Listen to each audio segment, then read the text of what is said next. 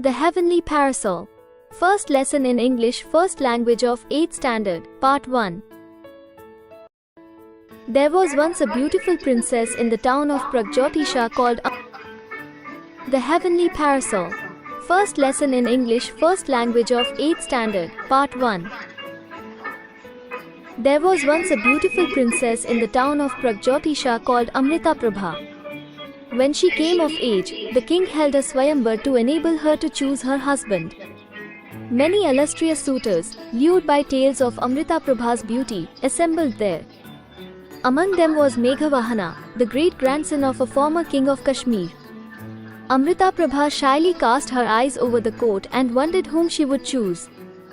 To Meghavahana's surprise, the princess stopped before him and put the garland around his neck. He rose to his feet, unable to contain his joy. The couple moved forward to seek the king's blessings. As the king stepped down from his throne, the priest cried out in surprise, "Your Honor, the parasol of Varuna has cast its shadow over the prince." "It is true," exclaimed the king. "My son, you are favored by the gods." Meghavahana looked up in surprise, wondering at the meaning of these words. All at once, he saw by his side a beautiful, dazzling white parasol with exquisite decorations that was casting its shadow over him. "This is the parasol of Varuna, the lord of the seas," explained the king. "It casts its shadow on none else but a sovereign of the whole world. You are destined for glory and brilliance." Dazed by these portents and by his good fortune, Meghavahana brought his bride and the divine parasol back home. Upon his return, the ministers of the Kashmir court sought him out and offered the throne to him. "We are dissatisfied with our present ruler," they said.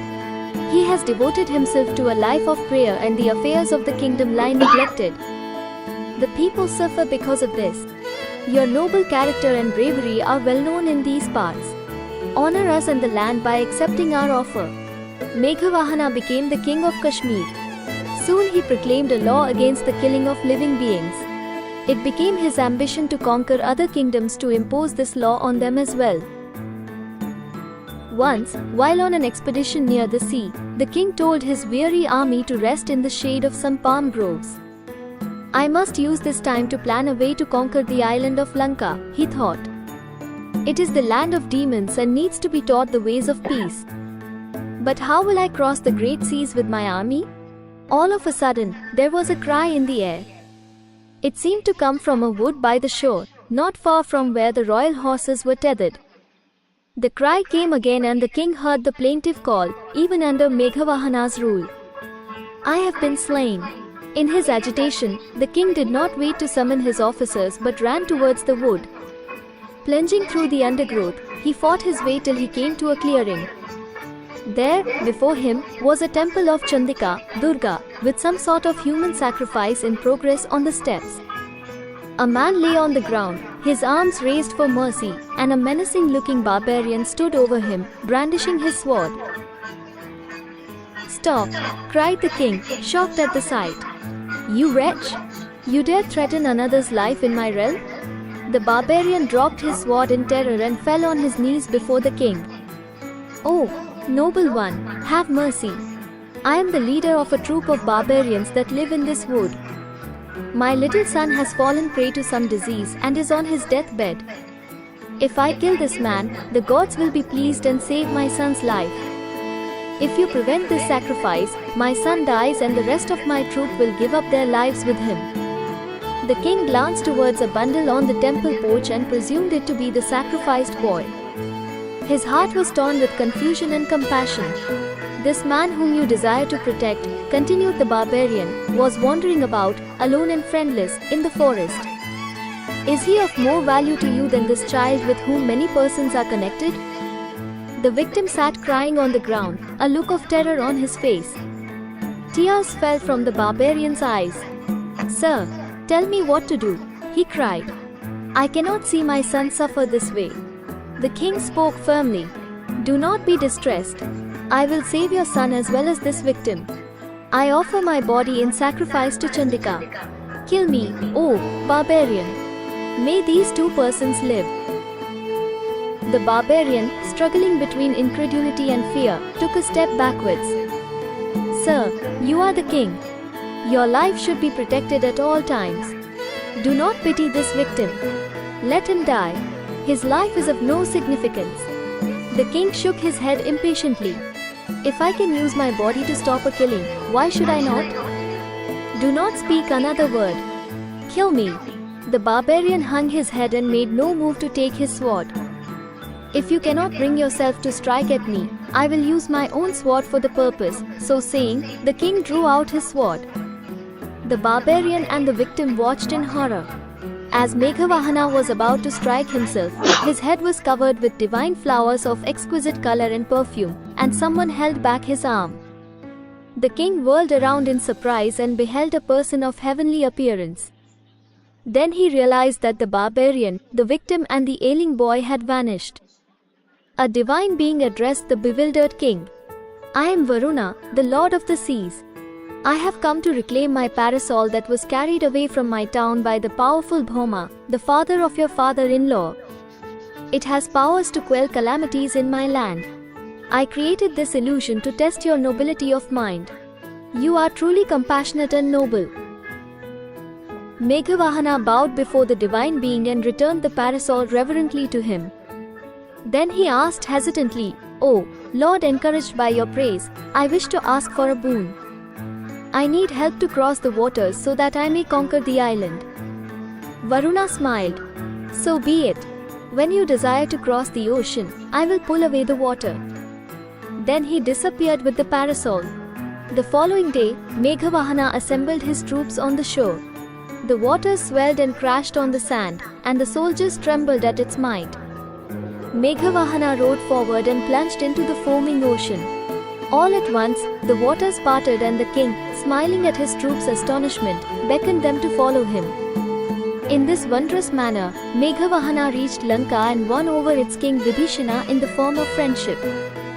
On returning home, Amrita Prabha welcomed him and then looked around in confusion. "Where is the parasol, my lord?" she asked. "It never leaves your side." "It was never mine to keep," he answered. "Yet the mark of favor shown to me by its divine owner will guide me through my life." As he spoke, the skies darkened as if the parasol was casting its shadow over him, even from its heavenly abode. That's all about the story. Now we will see some questions and answers. What is a parasol? The parasol of Varuna, the lord of the seas, holds special significance as a divine object with powers to quell calamities in his land. What was the name of the beautiful princess of Pragjyotisha?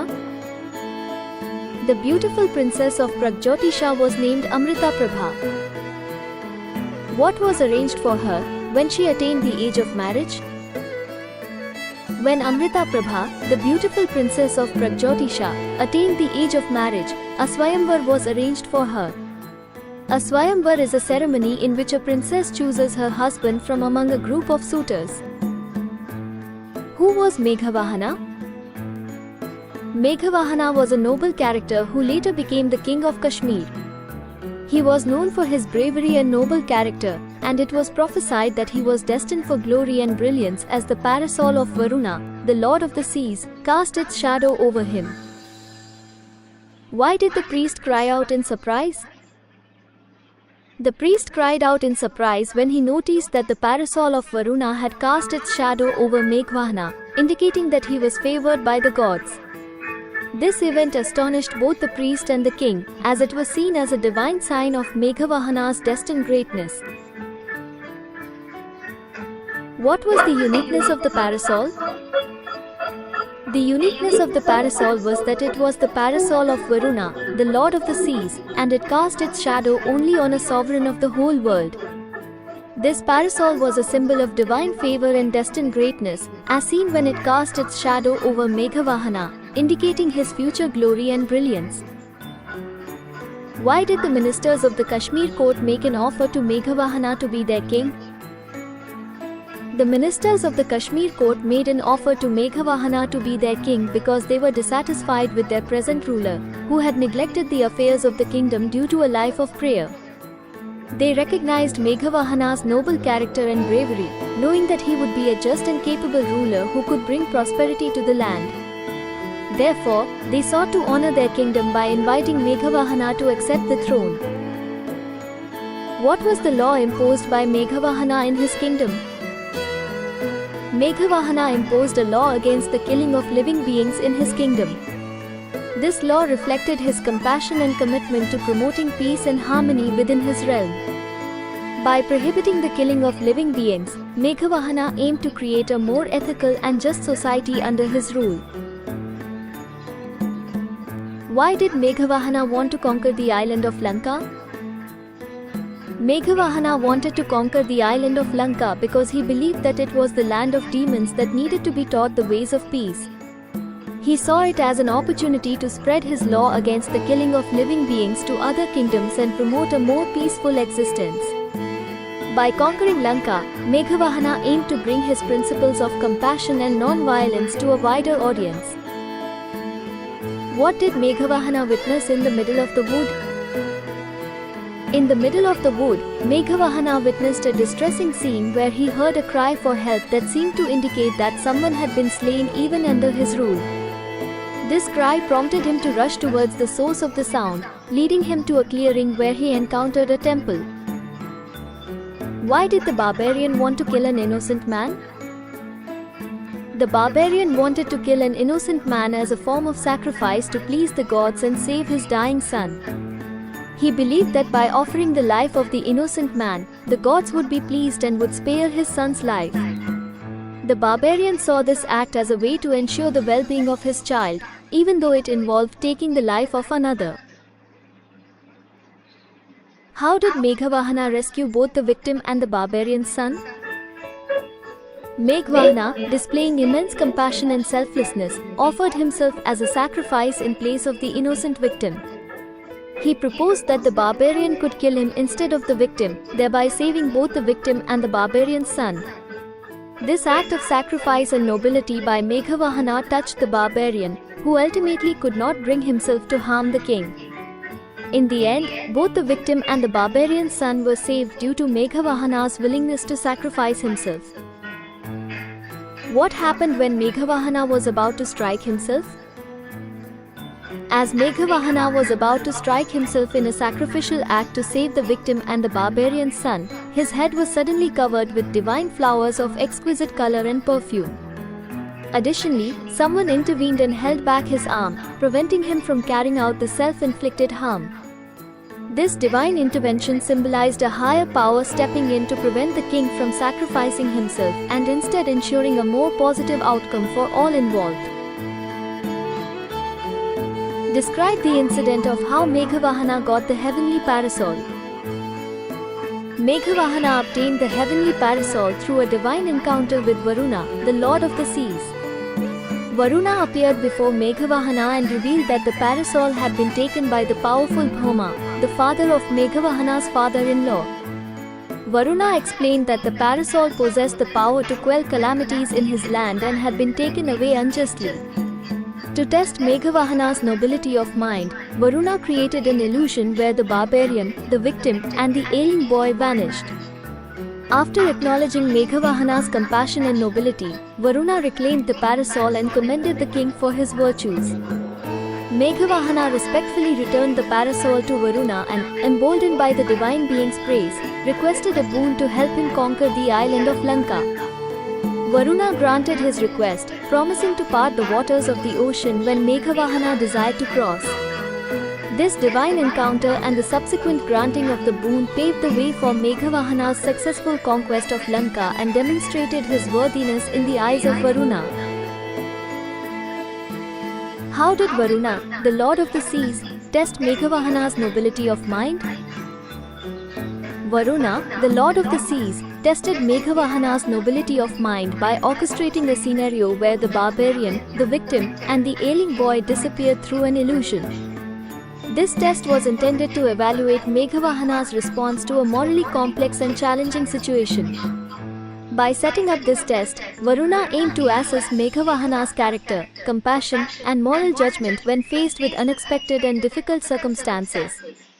When confronted with the disappearance of the individuals involved, Meghavahana demonstrated remarkable composure and exhibited a noble demeanor. Instead of reacting with panic or aggression, he remained calm and sought to comprehend the situation at hand. Meghavahana's composed reaction, coupled with his display of compassion and his willingness to confront the perplexing challenges posed by Varuna's test, highlighted his noble character and his ability to navigate moral dilemmas with grace and integrity. In essence, Varuna's test served as a means to reveal Meghavahana's inner qualities and ethical fortitude in the face of adversity. Meghavahana's dignified response underscored his capacity to uphold values of compassion, justice, and moral rectitude even in the most trying circumstances, ultimately showcasing his nobility of mind and his strength of character. Hope you enjoyed the lesson. Thank you. Special thanks to Afia from St. Joseph Convent School, Gulbarga.